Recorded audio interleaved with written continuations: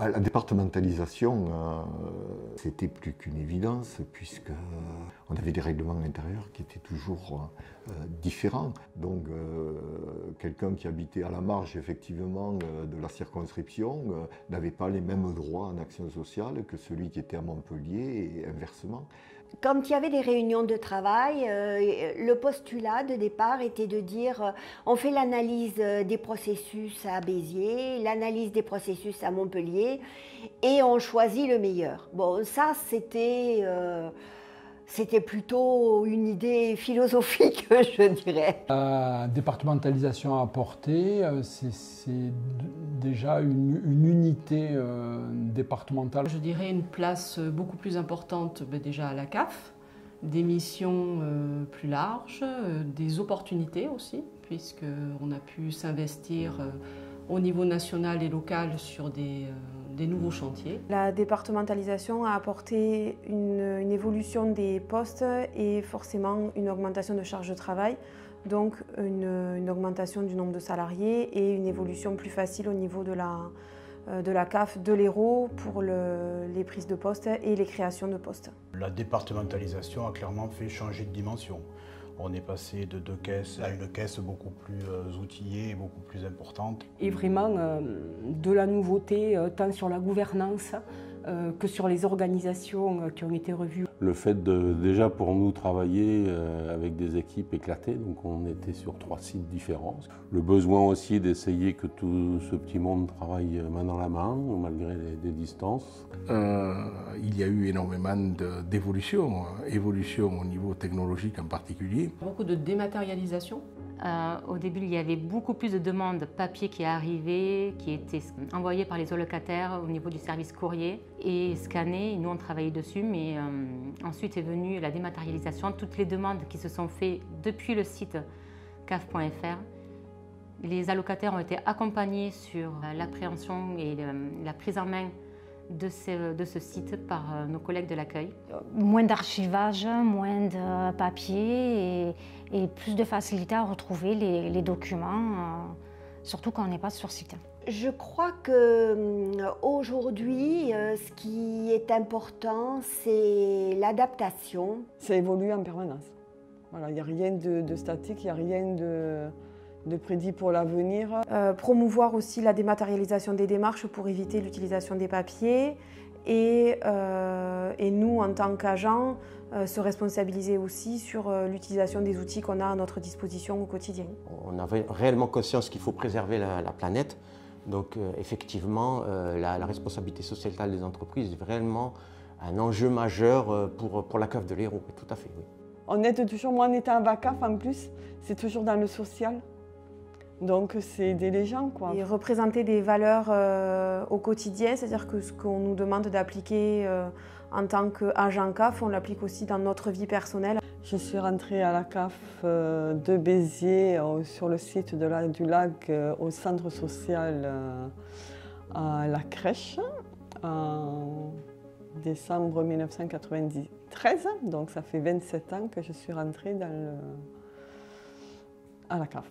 En 2017, quand la crèche devait fermer, j'ai souhaité prendre la CAF.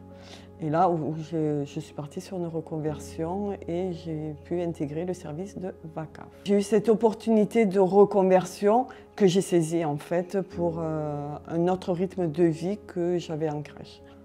Une reconversion est tout à fait possible sur n'importe quel métier, même j'avais jamais touché à l'informatique, un ordinateur, et donc j'ai tout appris, mais voilà, tout s'apprend. Je suis rentrée à la CAF de l'Hérault le 1er février 2005 comme technicien conseil. J'ai suivi une formation de presque 1 an pour apprendre l'ensemble des prestations légales.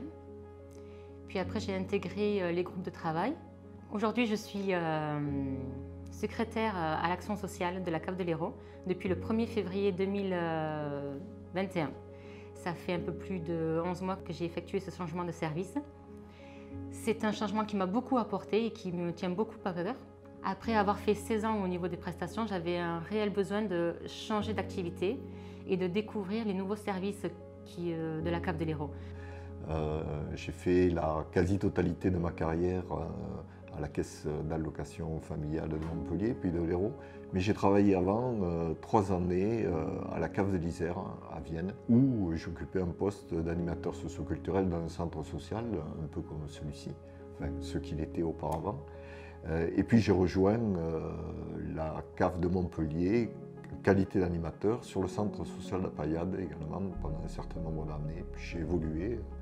Je suis devenu directeur du foyer des jeunes travailleurs, puis ensuite responsable des établissements sociaux, toujours à la cave de Montpellier, adjoint du sous-directeur d'action sociale, et ensuite VACAF, qui a été une aventure particulière et très enrichissante pendant quelques années, et puis à nouveau le poste de directeur cette fois-ci d'action sociale à la cave de l'Hérault, et ça s'arrête là. Donc un parcours, je dirais, un peu atypique, mais très riche.